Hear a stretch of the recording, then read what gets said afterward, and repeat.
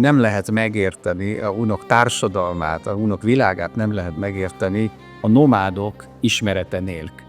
Ezért nagyon örültem, hogy ez a könyv megjelent, jelenleg angolul és mongolul. Kérem, hogy mondja el, hogy mi inspirálta, hogy ezt a könyvet létrehozta. За, миний бие одоо сэтгүүлчээр 20 орчим жил ажиллаж байна. Тэгээд Монгол улсынхаа өнцөг булан бүгдэнд нь л очиж сурвалжлага, мэдээ сурвалжлага бэлтгэсэн. Энэ явцад бол хүмүүсийн амьдрал одоо Монгол ахуйтай одоо хүмүүсийн сонин содон амьдралтай болоход байж болоход хүмүүсийн амьдралын талаар сурвалжлагууд хийж бэлтгэж ирсэн баг. Энэ үеэс ер нь бол монголчуудын одоо орчин цагийн нүүдэлчин монголчуудын ёс заншил, ёс заншлаа хэрхэн авч үлдэж байгаа, соёлын үнэт өвөө хэрхэн хамгаалж байгаа, байгалаа хэрхэн хамгаалж байгаа хүмүүсийн талаар дэлхийд одоо таниулах юмсан гэсэн юм бодол надад анх төрсөн байдаг. Тэгээ ингээд би энэ сүүлчийн нүүдэлцэд гэдэг номноо хийх санаагаа бол одоо 15-6 жилийн өмнөөс анх олсон. Тэгээд яг энэхээ дагуу хийж эхэлж. Одоо өнөөдөр бас номынхаа нээлтийг Унгар улсад нийтэн баяртай. Нүүдэлчин соёл байна гэдэг бол хүн чанар, мөн чанар тэгээд одоо ёс заншил, байгалаа хайрлахын одоо гүн ухтгун тэнд шингээстэй байдаг гэдгийг л би ойлгосон. Ингээд энэ одоо монголчуудынхаа одоо өв соёл, байгалаа хайрлах, амьтнаа хайрлах, бие биенийгээ одоо чин сэтгэлээсээ хайрлах, найз нөхдийн одоо туулахын үеийн дэлгэр сайхан одоо чанарыг л одоо дэлхийн нийтэд хүргэх юм зорилт одоо агуулж өнөөдөр хүртэл явж байна да.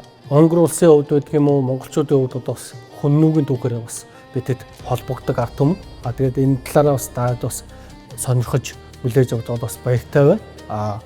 Монголчууд бол өнөөдөр яг орчин цагт бол яг яаж амьдарч байна вэ гэхээр хөдөөнөө малаа маллаад өвсний шинтэй одоо хариулж байгаа мал нь ягаад тэгээд зэрлэг амттайгаа байгалийн сайхантайгаа ингээд тийм олон мянган жил цогцоож ингээд нэг юм амьдарч байгаа хүмүүсийн түүх.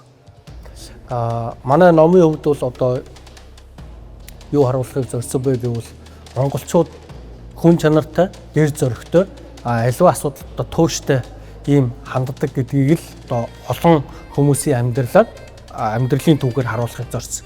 Мэдээж та Монголд очсон хүн одоо монголчуудын амьдралыг хамгийн сайн мэдж байгаа бах.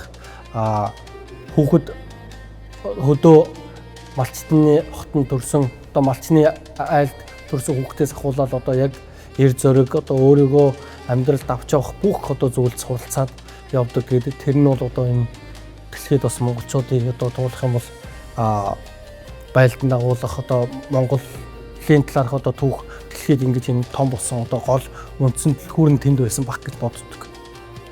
Номныхаа талаар ганцхан жишээ хэлэхэд сумынхаа төвийг элсэн цөлд эзлэгдэхээс сэргийлээд зуны нэмэх 50 хэмээ халуунд мод тарьж байгаа 4 хүний түүх баг. Энэ түүхээр юу өгүүлэх гэдэг нь үгээр маш төвчээртэйгээр тэр халуунд ажиллаж тэр элсийн нүүдлийг зогсоох гэж одоо тэр 4 хүн тэмцэж байгаа тэмцэл бол эргүүлээд монголчуудын одоо юмд тууштай байдаг эр зоригийн илэрхийлэл юмнаас хайларч чантардгүй энэ зан чанарыг илэрхийлж байна. 50 хэм халуун. Мод нь тарьсан мод нь одоо янзын сайхан ургаад тэр дэлхийн нөгөө элсэн цөл бол одоо нүүдлийг одоо зогсоож чадчих. Ойд балар одоо тийм ширэнгэн ойд төөрөөд 11 хоноод тэндээсээ бас зэрлэг амтд дундуур явж маш хол замыг туулж амьд гарсан хүүгийн түүх байна. Манай эргэлцэгмэн сая 20 гаруй сэтгүүлчтэй 20 гаруй сэтгүүлчийн одоо 16 сэтгүүлчийн бүтээлийн багцсан байна.